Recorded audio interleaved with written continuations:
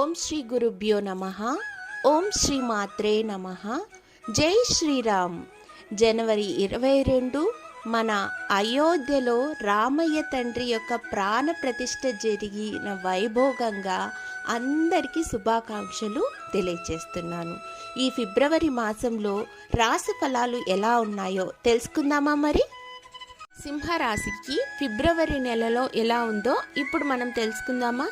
ఈ నెల ప్రారంభంలో సరికొత్త సవాల్ ఎదుర్కొని ఉద్యోగంలో, కెరీర్లో చాలా మార్పునైతే చూడబోతున్నారని చెప్పాలి. 8వ ఇంటి నుండి అంటే 5వ ఇంటిలో అంగారకుడు ఉండటం వల్ల మీ ఉద్యోగ మార్పు చేసుకోవాలనే బలమైన ప్రయత్నాలు అనేటివి చేస్తారు. అలాగే ఈ సమయంలోని విజయాన్ని పొందుతారు. విద్యార్థుల గురించి మాట్లాడినట్లయితే నెల ప్రారంభం అంతా కొంచెం ఒడిదుడుకులతో ఉంటుంది.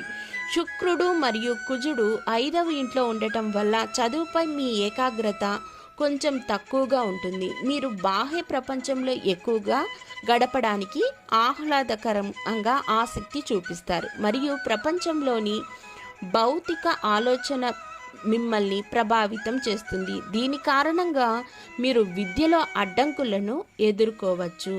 సింహరాశి వారి కుటుంబ జీవితానికి వస్తే ఈ నెల సగటుగా ఉంటుంది. 4వ ఇంటికి అధిపతి అయిన కుజుడు 5వ ఇంట్లో ఉండటం వల్ల పరస్పర ప్రేమ మరియు సామరస్య భావన అనేది మీకు పెరుగుతుంది. అయితే ఈ నెల మొత్తం 2వ ఇంట్లో కేతు ఉండటం వల్ల కుటుంబ సభ్యుల మధ్య కొన్ని విభేదాలు ఏర్పడతాయి. మీరు ప్రేమ సంబంధంలో ఉన్నట్లయితే నెల ప్రారంభంలో చాలా ఆనందంగా ఉంటుంది. కుజుడు మరియు శుక్రుడు శృంగారానికి పూర్తిగా పరిస్థితులను సృష్టిస్తారు.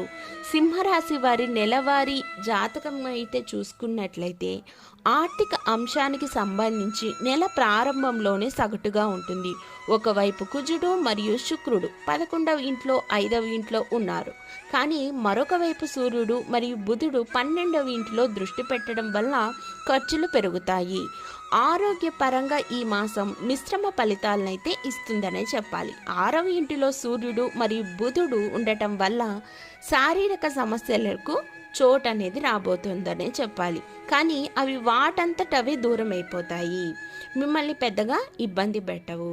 ఈ నెల మీకు ముఖ్యంగా చెప్పాలంటే కొంచెం సమస్యలు వచ్చినా మీ యొక్క సంకల్ప బలం వల్ల మీరు ఎదుర్కొనే ఏ సమస్యనైనా ఈజీగా తీసుకుంటారు. కొంచెం జాతకరీత్యా కూడా మీ జన్మజాతకం పరిశీలించుకుంటే గనక మీ జీవితంలో ఎలాంటి గొప్ప గొప్ప అవకాశాలు ఉన్నాయో కూడా తెలుస్తుంది.